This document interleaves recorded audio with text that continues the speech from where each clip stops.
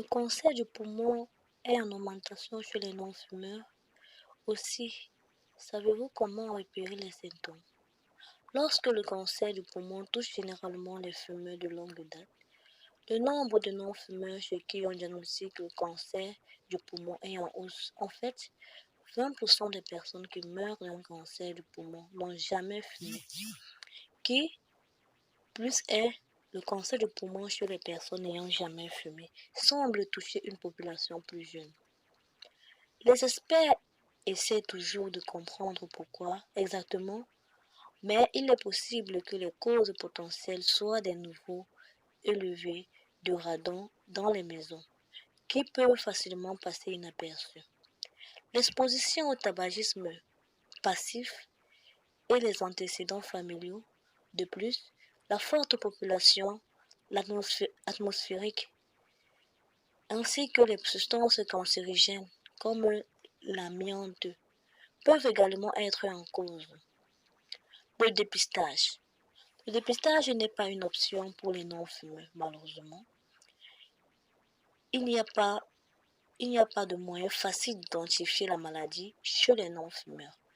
Les médecins peuvent dépister le cancer du poumon au moyen d'une tomodensitométrie à faible dose.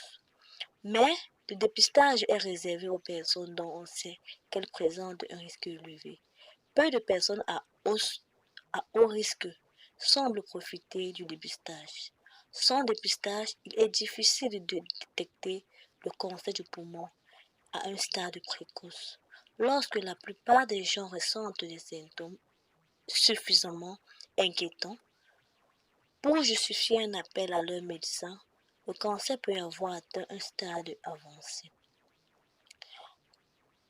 Pouvez-vous détecter les premiers symptômes du cancer du poumon?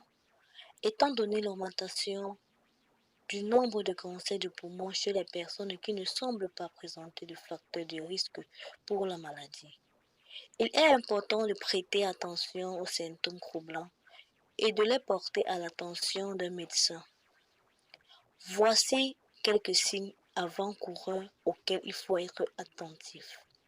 L'essoufflement. L'essoufflement est un symptôme du cancer du poumon. Si vous êtes une personne active qui ne peut plus monter quelques étages sans s'arrêter pour souffler, il s'agit d'un symptôme inhabituel et inquiétant. Un cœur qui s'emballe. Par exemple, chez les jeunes gens qui finissent par être diagnostiqués étant généralement des personnes actives. Ils sont du genre à faire une course de 8 km et maintenant il semble que leur cœur batte à tout rompre alors qu'ils marchent vers leur voiture dans le parking. L'emballement du cœur lors d'une activité minimale peut être le premier signe d'alerte que quelque chose se passe. La toux chronique. La toux chronique, il est fréquent d'attraper un rhume ou une grippe, surtout en hiver. Et la toux peut persister plus longtemps que prévu, en moins de 18 jours.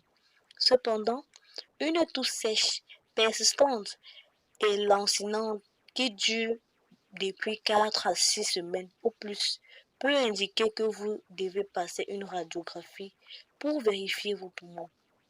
Cracher du sang. Ce n'est jamais normal et cela nécessite une évaluation urgente.